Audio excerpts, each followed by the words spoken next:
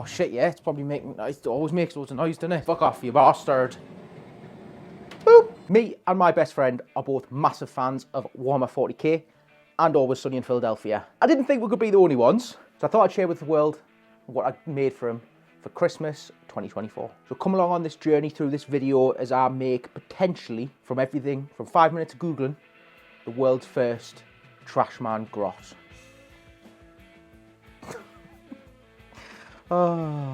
At my local friendly gaming store, D610, you can access their 3D printing services. And I found this file on Thingiverse by Gion CS, sorry if I butchered your name, and it was of the Trashman. One of our favourite episodes and things we always talk about is the Trashman episode. And if anyone wants the file, I will link it in the description below. The file is free, and for it being free, it looks absolutely fantastic. And I knew the minute I saw it that my best friend would love it. Once D6 had printed the files and I got them home, I knew there would need to be a lot of prep. Resin, especially resin models that you're going to be painting, can be particularly a pain in the arse if you don't prep them correctly. Now, I'm not a pro at this. Feel free to follow my steps if you would like. Can't guarantee it'll turn out the same. This is what I did and it seemed to work really well. So the first job was to snip off all the supports. Now, a lot of these could be clipped off. A lot of these had to be actually physically clipped off. But at the end, you're left with some like nubbins on the back of the model. For them, simply get a file. I got some off AliExpress, and you just file the back of it down. Get rid of the nubbins enough. It is obviously the back of the model in this case, so it doesn't need to be perfect, but I did want to get rid of them. And once the model's painted, you shouldn't really be able to see the nubbins anyways. Now, the most important step, if you do want the paint to adhere to the model, they had been cured at D6, that's part of the service, but they hadn't been washed. All I did for that was mix up some warm soapy water. Warm, not hot, not cold, not boiling, just warm. It needs to be just temperate warm, or else the model may warp. And then make a little swirly motion, and it'll put it through like as if it was going through a dishwasher. And then get a toothbrush and get in all those cracks and crevices, again just with the warm soapy water. This should make it so paint shouldn't slide off, but your mileage may vary. I'm going to emphasize the warm. Apparently that's really important.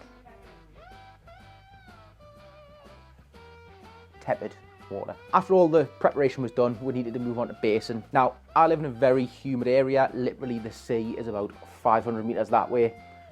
Probably more than 500, isn't it? Yeah. The sea is literally about 3/4 of a mile that way. And we are in the winter, so basing conditions are not ideal. I do have an airbrush, but there's doors behind here and I need to open those because I don't have proper ventilation. And as my ma would say, we're not heating the whole street. So it was back to the rattle cans. In winter, and if you live in humid areas, there is 2 ways to make a rattle can prime successful. First one is to preheat the can. Now, my dogs are spoiled little shits. They've got a heated blanket for in the winter. I put it with the dogs under the heated blanket and it warmed up nice and easy. Other people run them under warm water in the tap. Some people put it under the clothes. Sometimes, if I'm in the office, I might just sit on it. Be careful though, no unnecessary hospital trips. But you need to heat up the can. Secondly, the best way to do it is to apply thin layers and let it dry inside. So I was going out, quickly spraying over a thin layer. I was then passing them inside and they would then dry inside. I did 3 or 4 thin layers and then I did a zenithal with just 1 or 2 layers. Again, thin, again, drying inside. Just in case you're following along, I used Colourforge Matte Black for the base and then Wraithbone from Citadel for the zenithal. But you could use any white for the zenithal or any black. I'll just put this in. As pointed out by my wife, you want to warm the can, not heat the can. Please don't put it in the oven. Please don't put it in the microwave. Just heat, not cook. While I'm doing the painting, I'll put up in the top left. I think that's left when it's flipped. What paints I'm using and the layers I'm putting on, just so I can talk about the hobby. So when I was first into Warhammer, when I was younger, I was around about 11, 12, even a little bit younger than that to be fair. It was quite isolating and quite a harsh environment to be in. I'd go into my local GW shop and the people just wouldn't really have time for you. It would be kids coming in, let's shift models, oh, you want to play with this cool custom kit bash you've done? Not that you really understood that. No, not allowed to do that. It's got to be by the rules, etc, etc. There seemed to be like no wiggle room. Very much people who use that hobby as a safe space and wouldn't let people into that space. But now more than wiser, and I've rejoined the hobby after many years. I found it's a place that people are very welcoming. They are open to new people. They are wanting the space to grow. Bigger the better. It means more models. It means more people to spend time with, more people to play games against. And it's really, really nice. I thought learning to play again, I would struggle to find anywhere, but I went to 2 or 3 different places. Every single person was more than happy to talk about and teach you how to play.